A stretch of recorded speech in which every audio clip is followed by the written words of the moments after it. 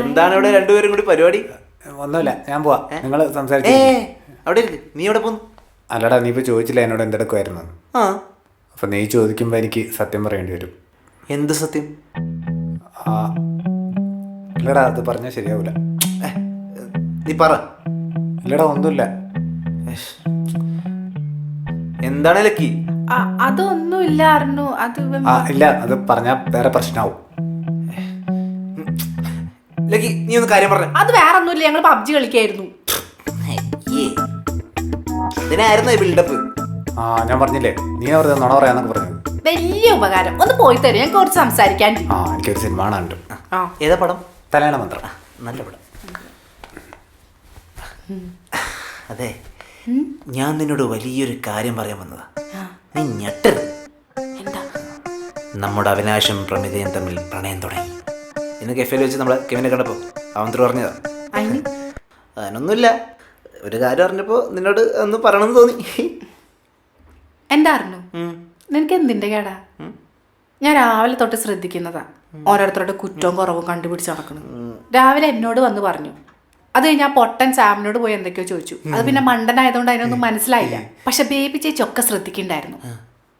അതെ, ഈ വീട്ടില് അസൂയ, കുശുമ്പ്, പരദൂഷണം, അമ്മായിമ്മ പോര്, കണ്ണീര് ഇത്യാദി സാധനങ്ങളൊന്നും എടുക്കൂല. ഞങ്ങളിവിടെ എല്ലാവരും അങ്ങോട്ടും ഇങ്ങോട്ടും നല്ലോണം സ്പേസ് കൊടുത്തും നല്ലോണം മനസ്സിലാക്കിയിട്ടൊക്കെയാ ജീവിക്കണതേ.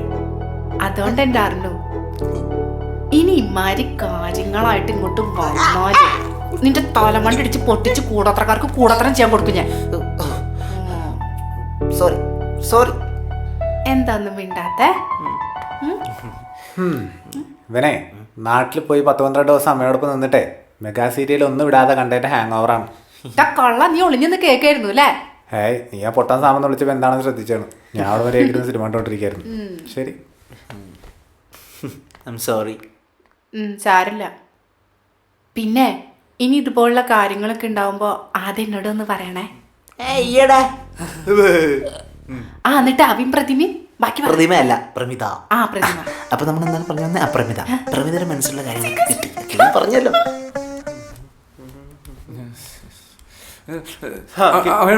താനിതുവരെ പോയില്ലേ? ഇല്ല സാർ, ഞാൻ സാറിനെ ഒന്ന് കാണാൻ വേണ്ടി വന്നാ. ഞാൻ പോയിക്കോട്ടെ. അല്ല സാർ, ഞാൻ സാറിനോട് കാര്യം പറയാൻ വന്നാ. എന്താണ് സാറേ? നമ്മൾ പ്രമിത ഉണ്ടല്ലോ, പ്രമിത എനിക്ക് ശരിക്കും എന്റെ പെങ്ങളെ പോലും, ശരിക്കും എന്റെ പെങ്ങളാണ് അവള്. നല്ല കാര്യം സാർ, സത്യമായിട്ടും അതെ സാർ. ആയിക്കോട്ടെ, ശരി സാർ. എന്റെ അമ്മയാണ് സത്യം, ഞങ്ങൾ അമ്മ ഒരു ബന്ധവുമില്ല സാർ. സാർ ഒന്നുകൊണ്ടും പേടിക്കട, ഞാനുണ്ട് സാറിന് ഫുൾ സപ്പോർട്ട്.